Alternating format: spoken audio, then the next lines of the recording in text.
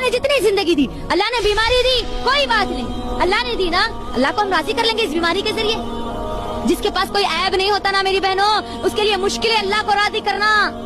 इब्न तैमिया रहमहुल्लाह कहते हैं कि अल्लाह अगर किसी को कुछ ऐब दे देता है, कोई बीमारी दे देता है, कोई तकलीफ दे देता है, तो उसके लिए बहुत आसान होता है अल्लाह को राजी करना, कि वो अपनी बीमारी का वास्ता दे अल्लाह सुब्हानहू व तआला को कि अल्लाह मैं बीमार हूँ, फिर भी तेरे सामने खड़ी हूँ, अल्लाह तू कबूल कर ले, अल्लाह तू राजी हो जा, अल्लाह तूने मुझे तकलीफ दी, अल्लाह इस तकलीफ के बदले अल्लाह तू मुझसे राजी हो जा। अल्लाह मेरा बच्चा बीमार है, अल्लाह मेरे बच्चे की बीमारी को तू दूर कर सकता है, अल्लाह तू ही दूर करने वाला है, अल्लाह तू राजी हो जा अल्लाह इससे। देखो जिसके पास कोई मुसीबत नहीं होती, कोई परेशानी नहीं होती, उसके लिए तो बहुत मुश्किल है जन्नत को हासिल करना, अल्लाह को राजी करना। हम तो आज हमारी कितनी शिकायतें करती है मेरी बहनों, अल्लाह आज हमारे को ऐसा कर दिया, अल्लाह आज हमारे को ऐसा कर दिया, हमारी जिंदगी में मुसीबतें आने का था, हमारी बेटियों की शादियां नहीं होने का था। अल्लाह को पुकारो, अल्लाह मैं सब्र कर रही है, अल्लाह इस सब्र के बदले तू राजी हो जा अल्लाह हमसे।